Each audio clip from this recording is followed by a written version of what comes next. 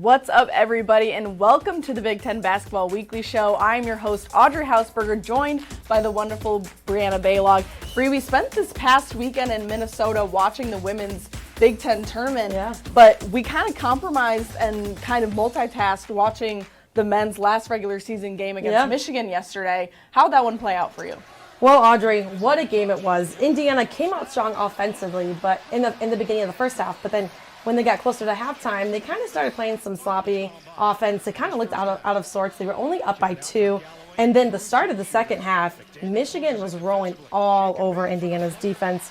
And then it seemed when Miller Kopp hit that 3 to put Indiana only the deficit by 6, that kind of seemed like the momentum switch. And then when Jalen Hood-Schifino hit the 3 to tie it to go into overtime, to take the game into overtime, and then Indiana pulled out the win on senior night, 75-73. Right, and you just said it's senior night, and it was really nice to see Race Thompson come out and have a great game and a great way to end his time in Indiana. I feel like ever since his injury, he's kind of had sloppier games and hasn't really been the Race that everyone has seen. But I think he left a good taste in Hoosier Nation's mouth with 16 points, 10 rebounds, 4 steals, 2 of those being really clutch against Hunter Dickinson at the end of the game. Yeah. Keeping Michigan away from taking the lead or either tying Indiana. So that was really great to see. Yeah, it was a great overall team win. Here's what Mike Whitson had to say about the win. You know, I didn't know how we would respond after the Iowa game, and I thought we came out and defensively we were as good as we've been all year. And then right before the half, they made, I think, a 10-0 run that cut our lead to 2. And you know, kind of knocked us for a loop a little bit. And we came back this second half, and they were clicking on all cylinders, man. And we just kept grinding. I was shuffling guys.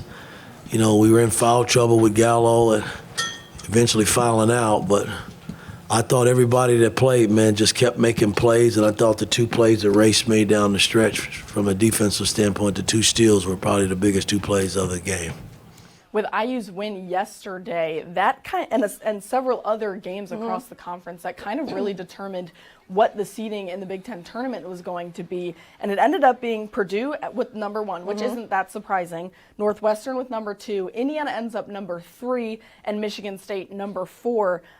Bree, kind of run us through basically how a lot of the games on Sunday determined what the bracket is now. Yeah, it was pretty wild. It was a 7-way tie between Illinois, Northwestern, Iowa, Indiana, Michigan State, Michigan, and Maryland. So it was quite literally anybody's game up until the games from yesterday. So Maryland lost to Penn State by 1 point, so that knocked them out of the 2, 3, 4 seed. And then Michigan State didn't play at all. So they were still at 11-8. Right. And then obviously with Indiana beating Michigan because they were also tied together. So that gave Indiana's chances because they were either stuck between a 2 or a 3 seed if they beat Michigan. And then if they lost against Michigan, they were looking at a 7 or an 8 seed. And then Iowa lost as well to Nebraska. So that knocked them out. So now they're a 5 seed. So it was chaos. I feel like I can't remember the last time this has happened ever in a Big Ten tournament seeding. I feel like a lot of fans were waiting for outcomes from yesterday's game to see what was going to happen with their team. A lot of Big Ten basketball. Yeah, literally. So Indiana ends up with the 3rd seed. They get the double bye, which means that they're going to play on Friday, and they either play Nebraska, Minnesota, or Maryland. Out of those 3 teams, who do you kind of predict Indiana's going to play on Friday?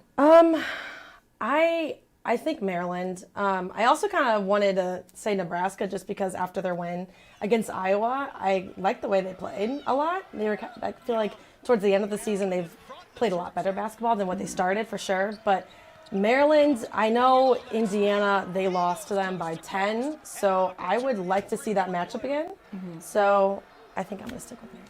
I think I agree with you. I could see Nebraska being sort of like the silent killer of the tournament, maybe. Yeah. But I'm going to go with Maryland as well, just because I think Ohio State and Minnesota, their records, they just don't really compare to Maryland. So I think Maryland's going to play Indiana on Friday. Yeah.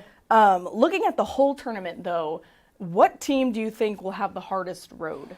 I'm going to go with Penn State. Okay. They lost, so they're going to play Illinois, and they lost to them twice during the season. And Illinois is a pretty tough team. I feel like they're kind of unpredictable. So I think, well, they're going to play Illinois. If they beat Illinois, then they're going to play Northwestern, who they actually beat by 3.